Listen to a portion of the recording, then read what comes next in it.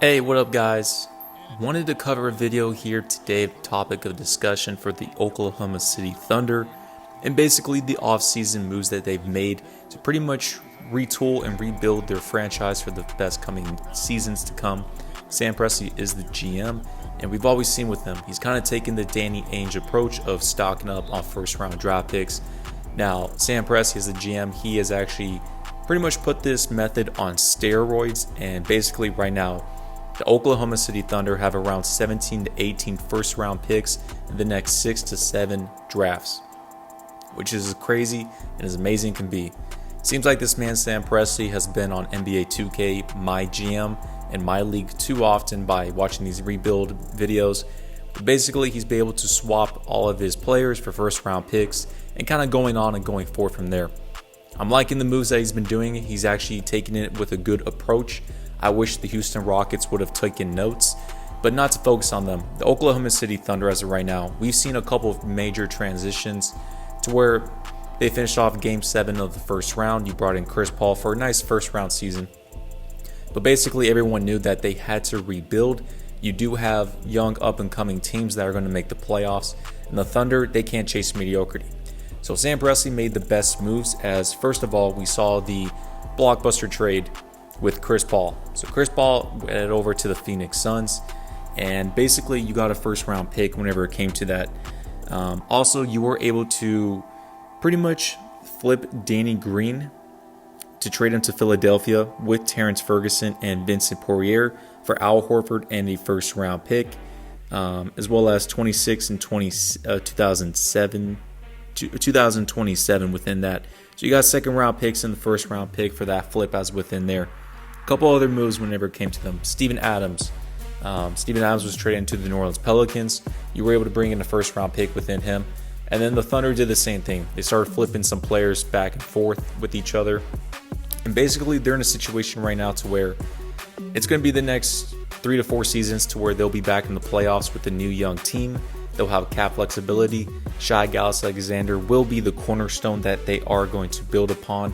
Their active roster right now is looking like this. You do have Shai Gilgeous-Alexander, who's going to be the major cornerstone for your team and franchise. Luguentz Dort, who was very well. He did very good into the playoffs in 2020 against within the Houston Rockets. He had his moments. You also do have within the team Al Horford, again, how you did pick him up. I'm very curious to see if they'll keep Al Horford for a season or two and then try to make a trade for him later on. But for right now, I think they'll just keep him where he is. You do have Trevor Ariza that you picked up within part of a couple of trades. Trevor Ariza has been traded around 2 to 3 times in the last month. George Hill was also part of the team. Darius Miller, Justin Jackson, TJ Leaf, Darius Baisley, Ty Jerome, Mike Muscala. You do have Frank Jackson, Hamidou Diallo, and Isaiah Roby, and a couple other players as well when you're looking into the Oklahoma City Thunder. Of course, we all know that they're going to tank for this season. I think they'll still be competitive and pretty entertaining to watch. But besides from that, they're looking into the future. So basically right now, you got around 17 to 18 first-round draft picks. Sam Presti did an excellent job. I know a lot of people don't like to quote-unquote trust the process and pretty much tank for a couple of years, but that's not really the case. I think the Thunder could be bad for a season or two, but probably around that third season, they can push themselves back into a playoff position. No cap space. That's going to hold them down with debt. They're going to have all these draft picks. We can see the approach for Danny Ainge whenever he's on the Boston Celtics. Is he going to keep all these draft picks, or is he going to make a trade for them? I think Sam Presti would actually use those draft picks and get a bigger player, a younger player if anything, but that's going to be to determine kind of later on. Not much to say about the Oklahoma City Thunder. They were one of the top 5 main teams that won in free agency, let alone in the offseason. I'm really expecting good things within Oklahoma City. They do have a great culture and franchise. Their foundation is set within OKC. They're not a toxic environment, and they're also not a toxic franchise. And within a recap of the 2020 offseason, so basically, again, he traded away Steven Adams. He's over to the Pelicans and didn't let him go. Deonte Burton, he left as a free agent. Terrence Ferguson, you did trade him away to the Philadelphia 76ers. Danilo Gallinari, he is out of there. He joined the Atlanta Hawks. Who else? Devon Hall, he's a free agent. Kevin Hervey, free agent. Abdel Nader, you traded him to the Phoenix Suns, part of that Chris Paul trade. Nerlens Noel is actually signed with the New York Knicks.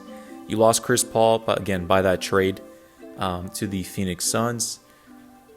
Andre Roberson, he's still a free agent as of right now. And then Dennis Schroeder, you traded him away to the LA Lakers. You got a first-round pick off him. Basically, you just added in Trevor Ariza, George Hill, Al Horford, Frank Jackson, Justin Jackson, Ty Jerome, TJ Leaf, Darius Miller, Admiral Schofield, Omer Yusufin, Kenrick Williams, and Alex Shelvesky.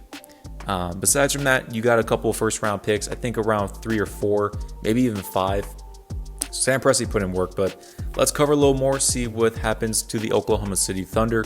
Of course, they're not going to make the playoffs. They'll be one of the, bottom teams in standings, but they'll be a fun team to watch. They'll still be entertaining and gritty out there. And again, they do have a new head coach as well. But let's see, kind of covering in a little more. I'm excited for the Thunder in the future.